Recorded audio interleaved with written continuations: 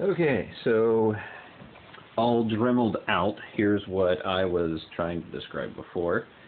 So you have the multi-wall polycarbonate that has a hole going all the way through. You can see there, kind of, sort of.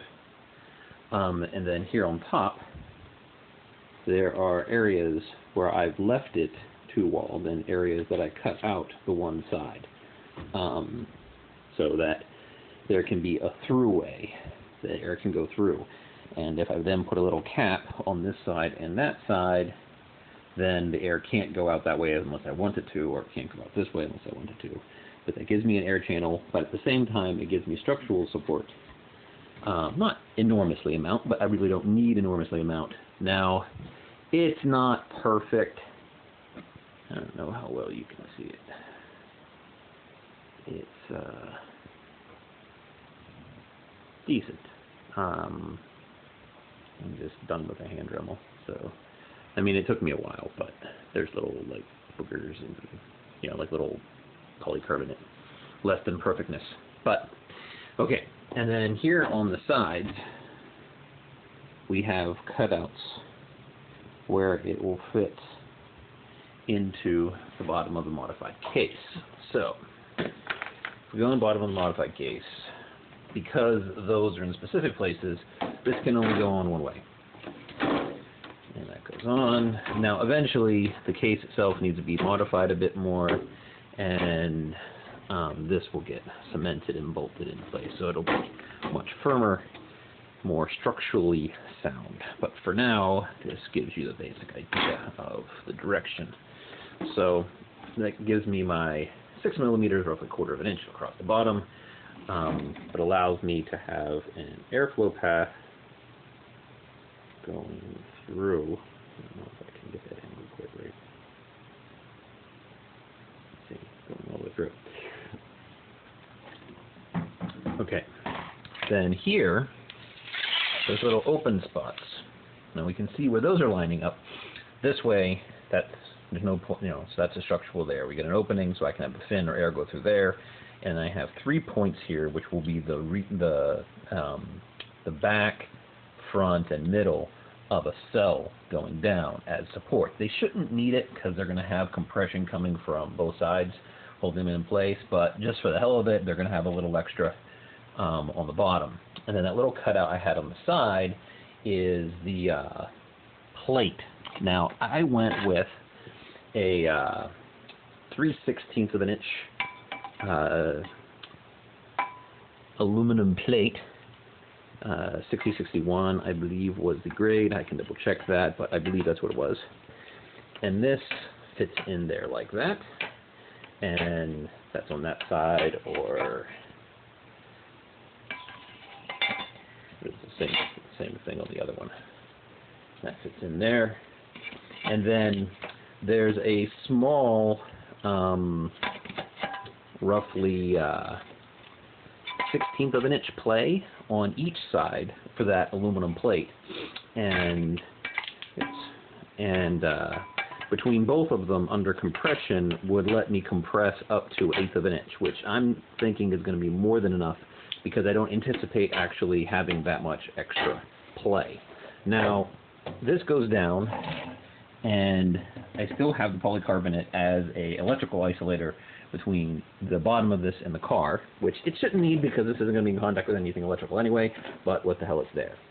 And then we have the cell. And the cell will go in like so. Actually, I don't want that. Make me a little nervous. Don't want these touching the aluminum plate and shorting. That would be bad. So we're going to cheat and curve it up a little. So later the way they're put in will be a little different. Okay, so that goes in there like that, and that way it can't fall down because it runs into that. Okay. And then at the same time, I will have a aluminum spacer.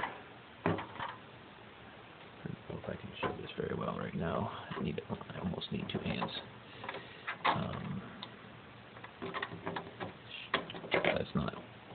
perfect because my hand's there. But that goes in there. Let's see it better if I do it this way. So each one of these little cutouts that I made are little notches, and they fit in to those little risers. So not only do these serve as an additional support for the cell, but they also create a notch lock so that this can't move. So there's no way that it can move and slide forward and cause, since this is aluminum, cause a short on the battery terminals, because it's going to stop short of those, which was another good thing. Now I'm still have a chunk to do, but I got my 2 aluminum end plates cut. All of these are cut to size and notched out on top and bottom. Oh, so when these go in, he's going to go between each cell, blah, blah, blah, you know, repeat, repeat, repeat. On the top here, move it over so you can see that better. These top notches line up with these.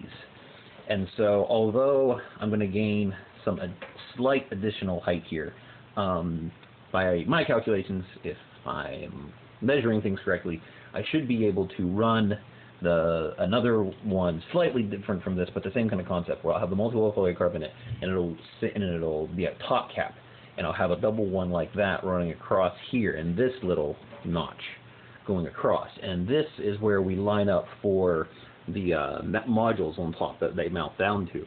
Now, ideally, I can go straight down, but if I need to, I could go through this and keep that as an electrical isolator between it, which, again, I really don't need the electrical isolator because there's no electrical contact in contact with these things. But, you know, what the hell, we'll have some redundancy, and it doesn't really eat any space or weight anyway. And it'll give me a little bit of structure with that. If I need to beef it up, I can by adding aluminum here. Like I said, this is 6 millimeters thick, roughly 1/4 of an inch. So I can easily put a beefy enough piece of aluminum through there to act as a structural support if I have to, for the mounting holes for those. And then the computer modules will go on top, and the whole thing will fit in the car the way pretty much OEM. Like I said, this is kind of being redesigned a little bit. And then I'm going to be mounting, and I'll show that a little later. I got a lot of other little buttoned up things to do first, but I'll be mounting some fans into this space and this space. I'm figuring this width is enough to fit the width of some of the fans I'm using, and I'm going to have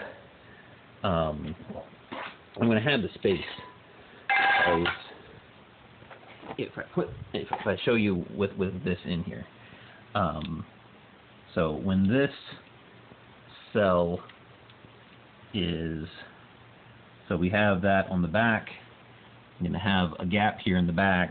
I'm going to have a gap in the front, so there's going to be enough room there for the air pushing in to go up through the fins and so forth. It can go under there. It'll be able to go on top as well, and then out here I'll be able to force it out. And by capping up these, any air that would have been going down through there can't escape under and out. So I don't want the fans here that are pulling out to be pulling air from underneath. I don't want to do that. I want to pull it from through the battery. And just like the fans on this side that are pushing air in, I don't want them to push it in, go down, and then scoot out that way. So when it comes in, I'm going to cap off these so that the air, when it comes in, has to go against those aluminum fins, either up and over or down and over, to help mitigate some of that heat. So there you go. This is probably too long of a video, but there you go.